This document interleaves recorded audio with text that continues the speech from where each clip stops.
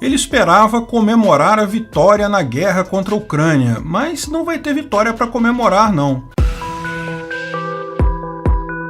Esse é o Visão Libertária, sua fonte de informações descentralizadas e distribuídas. O dia 9 de maio é um dia importante na Rússia. Eles comemoram o Dia da Vitória, em homenagem ao dia 9 de maio de 1945, que foi o dia em que as forças alemãs assinaram a rendição na Segunda Grande Guerra. Na verdade, a rendição foi assinada no dia 8 de maio à noite, mas foi anunciada na Rússia no dia 9 de maio. Foi, sem dúvida alguma, uma grande vitória extremamente importante para o mundo relativamente livre que vivemos hoje, embora dificilmente possa ser considerada uma vitória exclusivamente russa. Foi, antes de mais nada, uma vitória dos aliados. Mas detalhes são detalhes. É uma data considerada como a mais importante militarmente na Rússia e em várias outras repúblicas ex-soviéticas. Geralmente é realizada uma grande parada militar na Praça Vermelha e políticos falam as baboseiras nacionalistas usuais que políticos gostam de falar. Putin adoraria ter o que comemorar nesse 9 de maio referente a essa guerra absurda que ele trava contra a Ucrânia. Até porque ele sabe que a economia da Rússia não dura mais muito tempo, devido às sanções. A própria capacidade de sua força militar vai ser limitada daqui para frente. Ele precisa acabar com essa guerra em algum momento logo, mas quer acabar como um vencedor. Isso coloca Putin numa situação delicada. Ele não quer admitir a derrota na guerra, mas não pode se dar ao luxo de destruir o seu exército inteiro e a economia da Rússia inteira nesse esforço. A coisa não vai bem na Ucrânia, ele precisa tomar uma decisão sobre o que fazer nesta guerra e muito se especula que ele vai tomar essa decisão ou vai comunicar essa decisão no discurso do dia 9 de maio. Mas o que ele poderia fazer? Quais são as opções de Putin neste momento? Bem, a primeira opção seria ele declarar a derrota, planejar uma saída da Ucrânia negociada, talvez mantendo os territórios de 2014 ou alguma coisa assim. Outra opção, que muitos consideram a mais provável, é que ele vai decretar guerra contra a Ucrânia ou contra a OTAN e criar uma mobilização geral na Rússia. Isso permitiria ele chamar os conscritos, convocar reservistas e forçar a indústria a produzir armamentos de forma que poderia, ao menos, manter as áreas conquistadas na Ucrânia por mais um tempo, talvez até ganhar algum território. Finalmente, a última opção é que, no desespero, ele não vê alternativa que não seja usar uma arma nuclear contra a Ucrânia. Isso iria gerar uma onda de choque no Ocidente, mas talvez não uma reação militar, e poderia desmoralizar o exército ucraniano o suficiente para os russos conseguirem avançar alguma coisa e conquistarem mais terreno. O analista militar dinamarquês Anders Puk Nielsen fez uma consideração interessante sobre o que o Putin deve fazer nesse dia 9 de maio. Segundo ele, as prioridades de Putin são, nessa ordem, se manter no poder. É a coisa mais importante para ele. Em segundo lugar, manter a Rússia um país funcional, ou seja, manter a guerra fora da Rússia.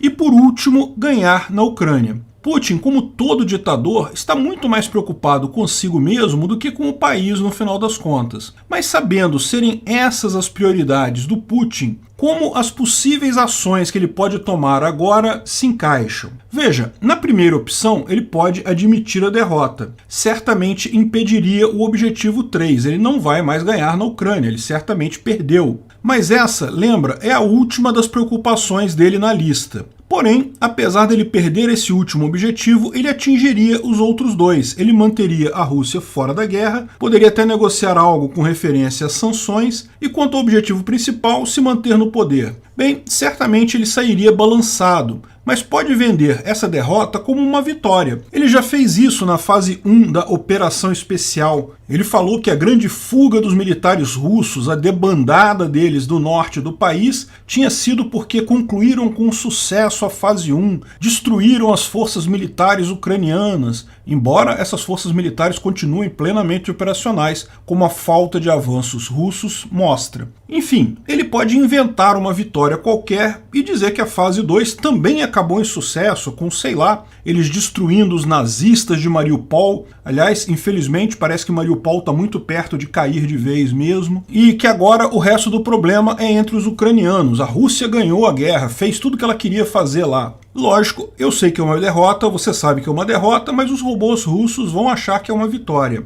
A segunda opção seria a mobilização em massa, com uma declaração de guerra ou lei marcial. Isso poderia até atingir o objetivo dele de ganhar na Ucrânia, mas ele falharia em manter a guerra fora da Rússia. A Rússia agora estaria em guerra, mesmo que não atingida diretamente. Além disso, aumentaria muito a disposição contrária das pessoas na Rússia, e é altamente questionável se, mesmo com tudo isso, ele conseguiria uma presença impactante na Ucrânia. O fato é que, até aqui, para a maioria dos russos, as únicas coisas ruins advindas dessa guerra foram as sanções, algo que Putin pode culpar o Ocidente. Agora não, muita gente não vai querer se alistar. Vai haver um impacto econômico decorrente da própria ordem de mobilização, e nessa situação a aprovação a Putin tende a cair. Isso colocaria em risco o principal objetivo dele, que é manter-se no poder. Convencer pessoas com propaganda é uma coisa, mas quando elas começam a ser afetadas pelas suas decisões é diferente. Aliás, esse foi o motivo pelo qual ele não declarou guerra imediatamente, justamente porque não queria envolver a Rússia e não queria queimar a sua imagem internamente. Bom, a terceira opção, ela existe, que seria a guerra nuclear. Uma bomba em Kiev e mais algumas cidades ucranianas poderia causar um número enorme de mortes, mas é pouco provável que isso faça alguma diferença militarmente, porque os exércitos de lá são descentralizados, eles já têm comandos regionais. Ao contrário, isso não resolveria nenhum dos objetivos do Putin. Ele teria uma Ucrânia ainda mais anti-Rússia do que tem hoje, teria muito pouco impacto na força militar da Ucrânia e também iria piorar a situação interna, com mais sanções e retaliações do exterior. Mesmo que, por hipótese, o Ocidente não reaja diretamente militarmente contra a Rússia. Tal ação teria o condão de isolar ainda mais a Rússia no palco mundial e comprometeria ainda mais a economia do país. Mesmo países que hoje são aliados da Rússia dificilmente teriam motivos para continuar assim nessa situação. No final, essa opção não resolve nenhum dos problemas do Putin. E bom, vendo esse quadro de decisão, a lógica seria Putin simplesmente desistir da guerra.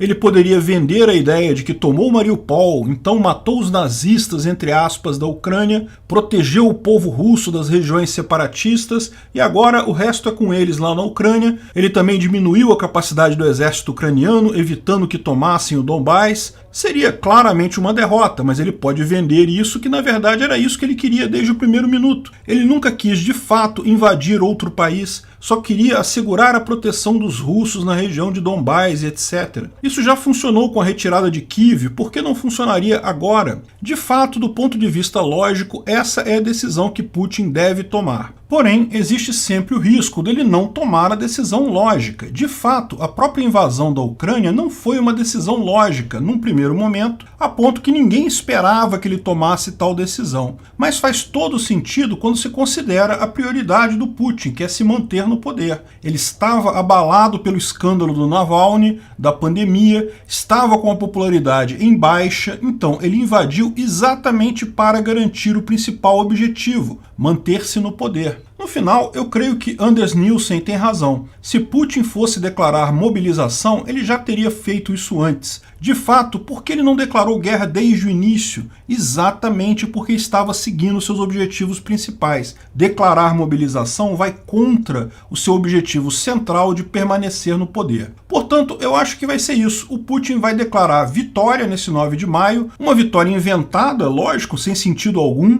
mas que vai ser repercutida como verdadeira pelos robôs russos e pela mídia de lá. Ah, era isso que ele queria desde o início. E isso será o primeiro passo de sua retirada completa da Ucrânia. Uma fuga vergonhosa, mais uma derrota enorme. Porém, que não vai parecer assim para o público russo. Essa opção me parece muito mais provável do que uma escalada da invasão de qualquer tipo. Veremos no dia 9.